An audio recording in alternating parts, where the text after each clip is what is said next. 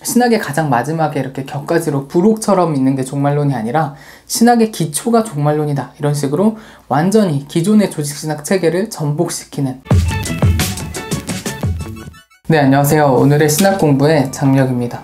그래서 오늘은 신학자 해시태그 14번째 시간으로 희망의 신학에 대해서 한번 살펴보도록 하겠습니다. 그래서 본격적으로 몰트만 판넨베르크의 신학에 들어가기 앞서서 오늘은 좀 객관적인 내용을 살펴보는 걸로 할게요. 그래서 먼저 희망의 신학은 역시 1960년대 상황과 굉장히 크게 연관이 되어 있습니다.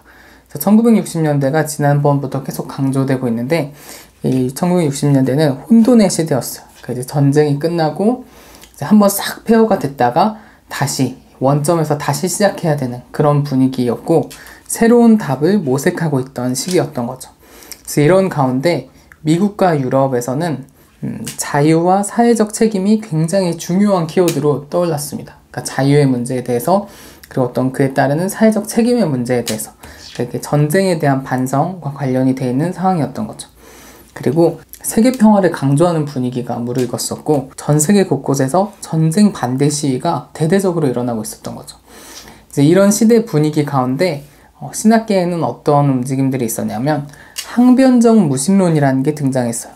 그러니까 이제 아마 이게 많이 익숙하실 거예요. 항변적, 뭔가 이렇게 항의하는 무신론, 이런 건데, 나치의 어떤 만행이나 히로시마 핵폭탄 사건 이런 것들을 근거로 이제 하나님을 부정하는 그런 무신론의 움직임을 말합니다. 그러니까 엄청난 규모의 대량 학살과 인간의 인권이 유린당하는 그런 일들이 이제 세계대전 가운데 일어나니까, 이거 봐라, 이런데도 하나님이 있다고 말할 거냐? 하나님이 있는데 어떻게 이렇게 참혹하고 잔인하고 악한 일이 전 세계적인 규모로 발생할 수가 있느냐? 이거 봐라, 하나님 없다. 이런 식으로 이제 항변하는 무신론이 나타난 거죠. 이건 신정론의 전통적인 악과 고통의 문제를 이제 지적을 하는 건데, 그 실예가 실시간으로 뉴스를 통해서 증명이 되었다, 이렇게 주장을 하는 겁니다. 그래서 전통적 하나님은 인간의 자유와 책임을 배제시킨다. 그러니까 전통적으로 기독교가 가지고 있던 이 하나님 개념은 필연적으로 악을 낳게 될 수밖에 없다는 거예요. 왜냐하면 인간의 자유를 없애던지, 인간이 자유주의가 없던지, 아니면 인간의 책임이 없던지, 이건 하나님이 시켜서 하셨습니다, 이렇게 책임을 하나님한테 넘겨버리면 되잖아요. 그러니까 하나님과 이 악의 문제가 조화될 수 없다는 거를 지적하고 있는 거죠. 그래서 이런 식으로 이제 전통적 하나님은 이렇기 때문에 하나님이 없는 게 가장 타당한 결론이고 바람직하다라는 거를 이제 주장하는 그런 무신론이 대두되었던 겁니다. 그래서 이제 이에 대한 신학계의 대응은 어땠는지를 한번 살펴볼게요. 신학계의 대응은 일단 순응하는 입장이 있었어요. 그래서 무신론자의 논점을 받아들여서 교리를 인간적 열망의 상징으로 환원시키려고 시도했습니다. 그러니까 너네 말이 맞다. 근데 너네가 알던 그 기독교 전통적 하나님이 아니라 새로운 하나님이 있어. 이런 식으로 이제 하나님을 좀 신론을, 기독교 신앙을 변화를 시도한 거죠.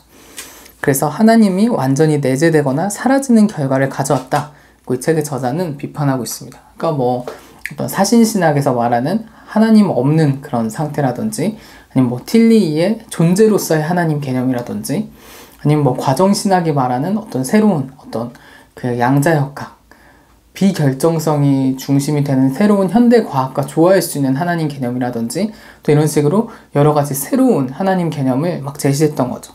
이런 식으로 무신론자의 논점을 수용한 주장들이 있었으나, 이 주장의 문제는 하나님이 사라져버렸다는 거예요. 전통적으로 우리가 알고 있던 그 초월에 계신 하나님이 사라져버린 문제를 낳게 된 거죠. 이에 맞서서 반발하는 입장도 있었어요. 이런 항변적 무신론에 맞서서 반지성주의, 신비주의 등으로 도피하는 움직임도 많이 나타났습니다. 그러니까 대표적으로 근본주의 같은 사상들인 거죠. 그래서 이제 성경이 완벽히 옳다, 모호하다, 오히려 더 반지성주의 쪽으로 나가든지, 아니면은 아예 신비주의, 어떤 성령 체험이나 방언이나 오순절 운동, 이런 걸 강조하는 그런 움직임이 이제 나타난 거죠.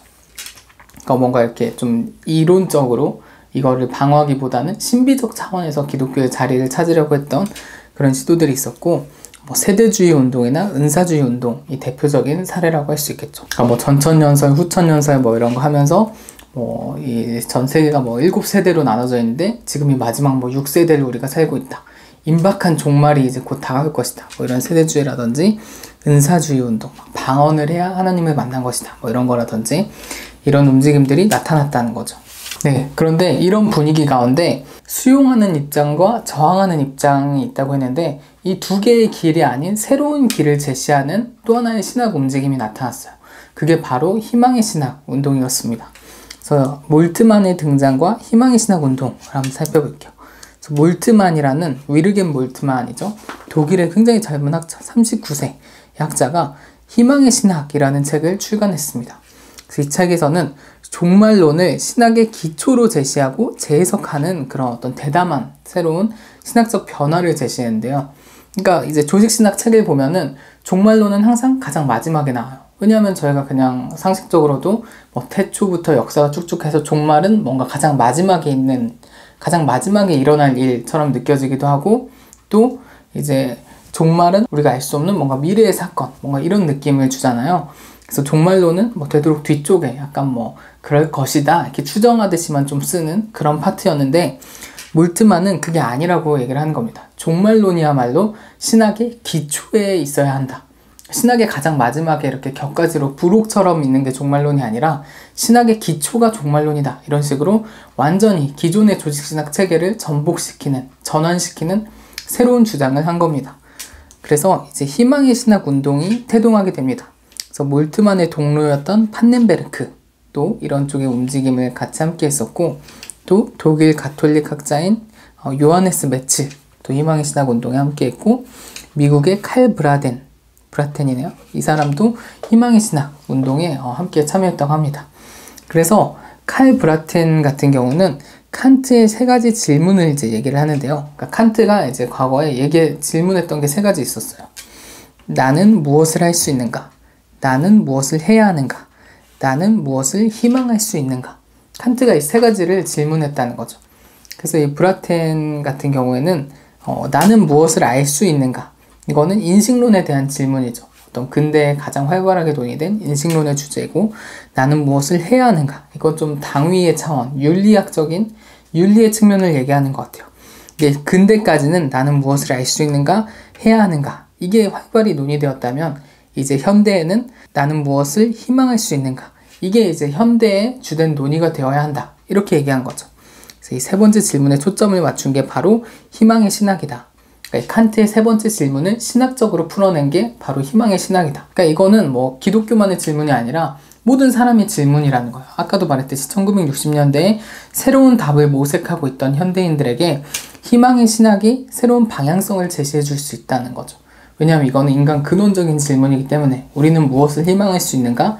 그 답을 몰트만은 종말론에서 찾으려고 했다는 겁니다. 그래서 이제 희망의 신학의 태동과 배경을 한번 살펴볼게요. 10세기 사상이 발전하면서 예수의 선포와 신약 전체의 중심적 특징이 종말론임을 알게 됐어요. 그러니까 신약학에서 이제 연구가 활발히 되면서 신약이라는 그 각 문서들이 원래부터 종말론적인 메시지를 가지고 있다. 이런 게 막 밝혀진 거예요. 연구의 결과로. 그래서 종말론이 굉장히 중요한 위상을 갖게 되었던 거죠. 그래서 이게 이제 몰트만 신학에도 영향을 주게 된 거고, 또 몰트만은 칼바르트 신학에서 이 희망의 신학의 자취를 발견했습니다. 불트만에 의해 제기된 실존적 시간 개념에 대한 대안을 제시하려고 시도한 거죠. 그리고 이 희망의 신학은 시간을 직선으로 보는 성경적 강조점을 심각하게 받아들이려고 했어요. 그러니까 성경은 시간을 이렇게 쭉 흐르는 것으로, 시작이 있고 끝이 있는 것으로 이해하거든요. 근데 이에 반해서 헬라 철학은, 당시 뭐 스토아 철학은 이렇게 순환적인 역사관을 갖고 있었어요. 세계는 무한히 반복돼서 이렇게 돌아간다. 약간 불교랑도 비슷하죠. 근데 이런 세계관을 가지고 있었고, 그냥 영원하다 이렇게 받아들였거든요. 뭐 플라톤이나 아리스토텔레스도 영원한 세계를 생각했습니다. 근데 기독교는 태초에 창조가 있고 끝에 가면 종말이 있다 라는 굉장히 직선적인 역사관을 가지고 있었거든요. 그래서 이런 시간을 직선으로 보는 성경의 강조점을 받아들이려고 했던 거죠. 그리고 과거의 종말론이 오늘 인류에게 어떻게 전달될 수 있을지를 고민한 신학입니다. 그러니까 이제 예수님의 메시지가 종말론에 초점을 맞추고 있었다는 게 신약학계의 어떤 성과라면, 그럼 그 메시지가 오늘 우리에게 어떤 의미를 줄 수 있는가, 이거를 고민했다는 거죠.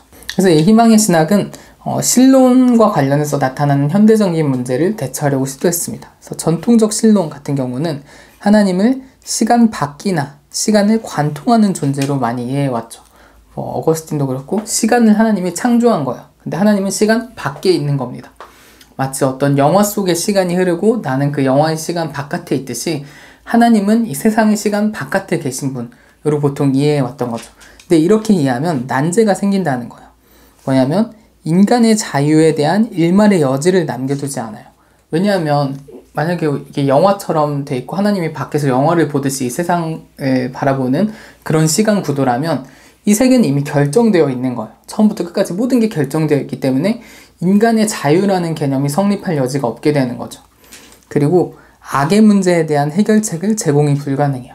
그러니까 이 성행하는 악에 대해서 그럼 뭐야? 하나님한테 책임이 있는 거 아닌가? 하나님이 이미 판을 그렇게 짜놓고 흐르게 하고 있다면 이 악의 문제의 책임이 결국 하나님께로 귀속될 것 같은 그런 염려들이 있었던 거죠. 그래서 희망의 신학은 이런 전통적인 신론에 대한 어떤 대안을 제시하는데 세속신학이나 과정신학이 아닌 새로운 길을 제시하려고 했습니다. 그래서 이 희망의 신학은 초월성을 재확립하려 시도했어요.